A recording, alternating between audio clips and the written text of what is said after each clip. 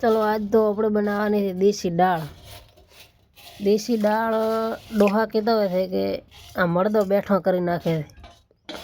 આમાં તાકાત વધારે આવે છે અને દાળ મસ્ત બને છે, ખાવામાં સ્વાદિષ્ટ હોય છે। પણ આ મગ અમુક અમુક વિસ્તારોમાં જ જોવા મળે છે। રેતાળ જમીન હોય ને અહીંયા મગ વધારે થતા હોય છે અને માટીવાળી જમીન બાજુ મગ ઓછા થતા હોય છે અને ખાસ કરીને રાજસ્થાન બાજુ મગ વધારે જોવા મળે છે।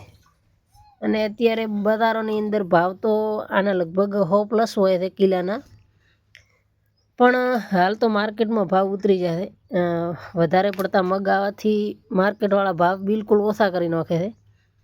એટલે અત્યારે કોઈક 20 કિલોના 1100+ ભાવ છે સારા મગના। તો મિત્રો આપણે મગની દાળ બનાવીને છીએ। અમારી બાજુ મગ વધારે થાય છે। અમારા સૂકા વિસ્તારમાં મગ પછી દેશી બોરડીઓ એ બોર વધારે થતા હોય છે, એટલે આવું બધું અમારા વિસ્તારમાં વધારે જોવા મળે છે। તો અત્યારે આપણે બનાવીને છીએ દાળ। દેખો, તમારા વિસ્તારમાં દાળ થાય છે કે નહીં કોમેન્ટમાં જણાવજો, અને તમને દાળ કેવી ભાવે છે એ પણ થોડું અમને કહેજો।